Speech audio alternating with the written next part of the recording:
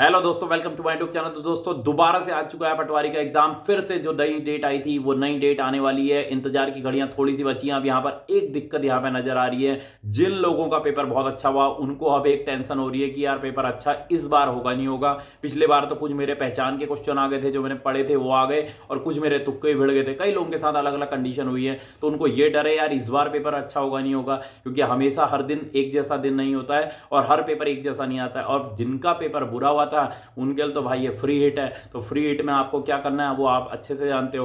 तो भाई एक चीज सोचना, ये पेपर जो आ रहा है इसमें आपको केवल एक चीज करनी है, आपको जो गलतियां आपने उसमें करी थी, अगर आपने अपना जो पूरा पेपर दिया था उसका विश्लेषण करा हो तो आपने देखा होगा। अगर आप पेपर मेहनत से दे रहे हो, ये नहीं है कि तुक्केबाजी में यार जो होगा देख लेंगे बस पेपर वहां जा रहे हैं, जो भी होगा मैंने फॉर्म भरा था वाला नहीं है, मैं उनकी बात कर रहा हूं जो मेहनत से दे रहे हैं। तो आपने जो गलतियां करी थी, आपको जो लगा था कि आपने बहुत सारे अगर तुक्के मारे थे और तुक्के खराब हो गए, उसकी वजह से आप माइनस होके बहुत ज्यादा आपके मान लो 75 बन रहे थे, लेकिन आपने बाकी के 25 क्वेश्चन गलत कर दिए, तो उसके बाद आपके बहुत ज्यादा माइनस हो जा रहे थे। तो वो आप गलतियां मत करना, मतलब जो जो आपने गलतियां करी हैं आप उन पे फोकस करना। अगर आपका टाइम कम रह गया था, वैसे पेपर ऐसा तो नहीं था, मैं नहीं मानता हूं कि किसी का भी पेपर छूट गया हो, क्योंकि ज्यादातर लोगों ने बहुत जल्दी पेपर निपटा लिया था, पेपर इतना टफ नहीं था।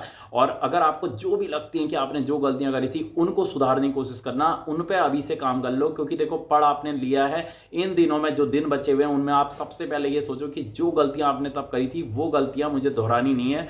तो ये गलतियों से अगर आप आगे निकल गए तो ये पेपर बहुत अच्छा होगा।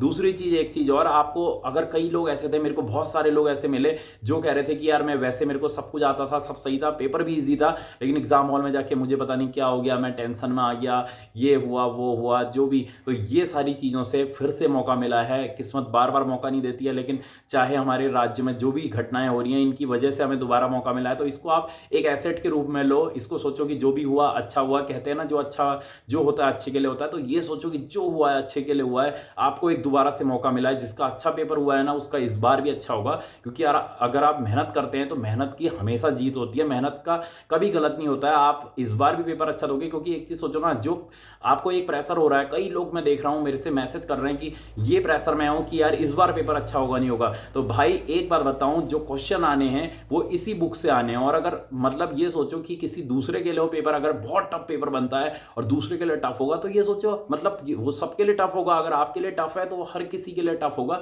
तो ये बिल्कुल प्रेशर मत लो कि यार पेपर टफ आ गया तो मेरा क्या होगा, क्योंकि यार जब आप 80 नंबर 75 क्रॉस कर रहे थे तो भाई वो दूसरों के लिए भी टफ होगा इस बार का। तो आराम से करो, पेपर जो भी आने वाला है वो सबके लिए सेम होने वाला है, और ऐसा कुछ भी नहीं है, आने वाला उन्हीं बुक से है। और बाकी कुछ लोग मेरे से कहना चाहते हैं कि यार हम कितने क्वेश्चन अटेम्प्ट करें, क्या करें, तो मैं आपको एक बार बताऊंगा कि क्वेश्चन आपको अच्छे खासे अटेम्प्ट करने पड़ेंगे, क्योंकि पेपर चाहे कैसा भी होगा लेकिन मेरिट हाई रहनी है। मतलब आप ये समझ लो कैसा भी अगर पेपर बनाएंगे ना तो करीबन करीबन मैं मानता हूं कि 75 करीबन अगर आप ला रहे हैं, इतना स्कोर करेंगे तो इतनी सीटें भी हैं उसमें कि आपका उसके बाद मेरे को लगता है कि चांसेस बनेंगे। पेपर जैसा भी आए मुझे लगता है कि 75 करीबन करीबन आप लाने की कोशिश करो। तो उसके लिए आप खुद समझ लो कि आपको कितने क्वेश्चन अटेम्प्ट करने पड़ेंगे, अच्छे खासे क्वेश्चन अटेम्प्ट करने हैं। बाकी आप शुरुआत में जो आपको क्वेश्चन आते हैं सबसे पहले उनको देखो, उसके बाद मतलब मैं तो ये कहता हूं ना, मैंने शुरू से बताते हुए आ रहा हूं कि आप कम से कम 2 स्टेज में पेपर दिया करो। पहली स्टेज में वो दो जो आपको सारे क्वेश्चन आते हैं फटाफट निपटा दो, और वो स्टेज हो सकती है आपकी 1 घंटा 15 मिनट की हो सकती है।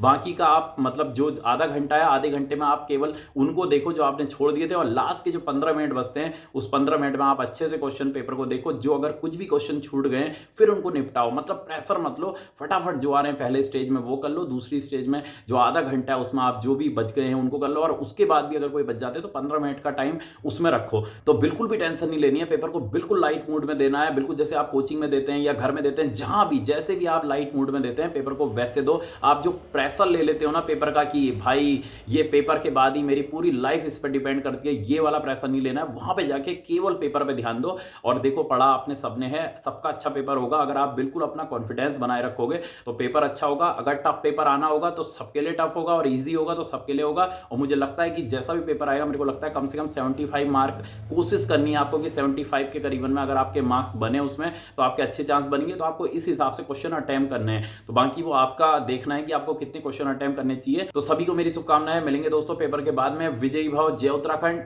जय भारत।